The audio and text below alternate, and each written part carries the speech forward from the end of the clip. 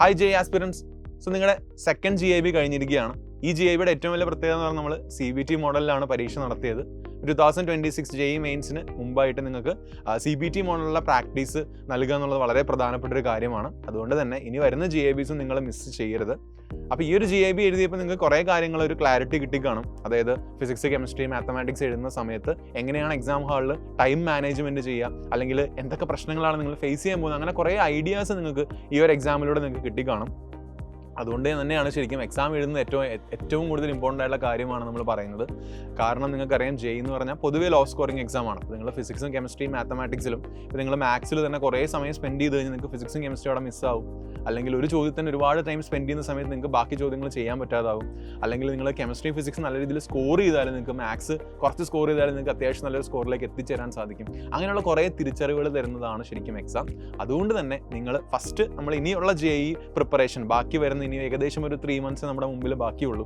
അപ്പോൾ ഈ 3 monthsന്റെ JEE പ്രിപ്പറേഷനിൽ നിങ്ങൾ ഫസ്റ്റ് ശ്രദ്ധിക്കേണ്ട കാര്യം don't skip any exams of any sort. അതിപ്പോൾ നമ്മൾ GIB മാത്രമല്ല, GAB ആയിക്കോട്ടെ, ഗ്രാൻഡ് ടെസ്റ്റ് ആയിക്കോട്ടെ, ഫാറ്റ് എക്സാം ആയിക്കോട്ടെ.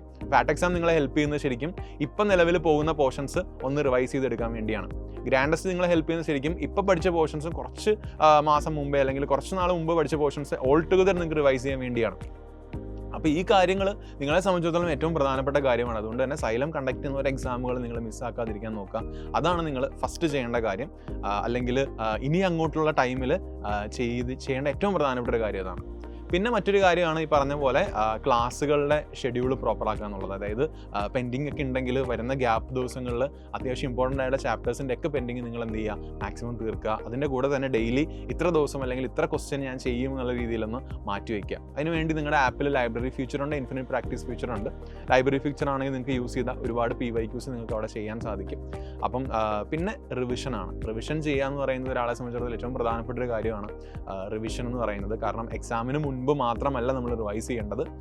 ഒരു ആഴ്ചയിൽ പഠിച്ച ചോദ്യങ്ങൾ അല്ലെങ്കിൽ കാര്യങ്ങൾ നിങ്ങൾക്ക് ഫാറ്റ് എക്സാമിൻ്റെ ഒരു ദിവസം നിങ്ങൾക്ക് അവധി കിട്ടുന്ന സമയത്ത് ആ ദിവസം നിങ്ങൾക്ക് എന്ത് ചെയ്യാം, റിവൈസ് ചെയ്യാൻ സാധിക്കും. എന്നിട്ട് നിങ്ങൾക്ക് വേണമെങ്കിൽ എക്സാം എഴുതാം. അല്ലെങ്കിൽ ആ എക്സാം കഴിഞ്ഞിട്ട് നിങ്ങൾക്ക് എങ്ങനെയാണ് ആ എക്സാം പോയത്, അതനുസരിച്ച് എന്തൊക്കെ ചോദ്യങ്ങൾ ചോദിച്ചു, അതെല്ലാം എൻ്റെ ഇക്വേഷൻ ബുക്കിലുണ്ടോ, ഇങ്ങനെ കാര്യങ്ങളൊക്കെ നിങ്ങൾക്ക് റീചെക്ക് ചെയ്യാനുള്ളൊരു പോയിൻ്റാണ് ശരിക്കും റിവിഷൻ എന്ന് പറയുന്നത്.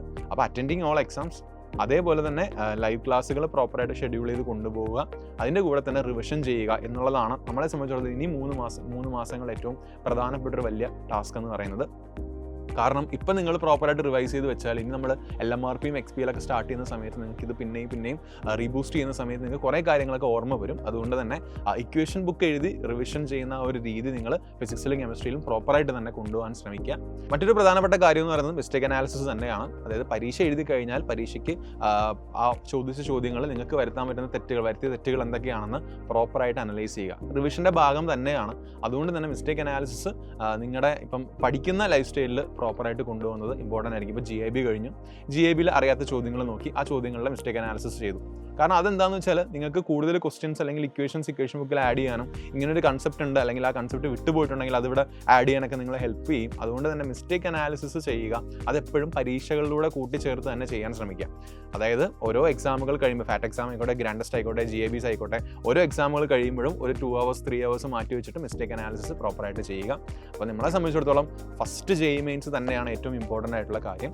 ഫസ്റ്റ് JEE മെയിൻസിന് മുമ്പായിട്ട് നമ്മുടെ സിലബസ് എന്തായാലും തീരും. അപ്പോൾ അതിന് മുമ്പായിട്ട് തന്നെ നമ്മൾ റിവിഷൻ സ്റ്റാർട്ട് ചെയ്യും. അപ്പോൾ അതുകൊണ്ട് തന്നെ പ്രോപ്പറായിട്ട് നിങ്ങൾ ഈ ഒരു ഓർഡറിൽ തന്നെ ശാന്തമായി പ്രോപ്പറായിട്ട് സ്ലീപ്പ് സൈക്കിളൊക്കെ കൺസിഡർ ചെയ്ത് നിങ്ങളുടെ ഹെൽത്തൊക്കെ പ്രോപ്പറായി കൊണ്ടുപോയി തന്നെ ഒന്ന് കൊണ്ടുപോവുക. കാരണം നമുക്കിനി 3 months മാത്രമാണുള്ളത്. ആ 3 months കൊണ്ട് നിങ്ങൾക്ക് നല്ല രീതിയിൽ പെർഫോം തന്നെ ചെയ്യാൻ പറ്റും. ഇനി വരുന്ന GIBസും നിർബന്ധമായിട്ട് അറ്റൻഡ് ചെയ്യുക. So all the best. Thank you so much.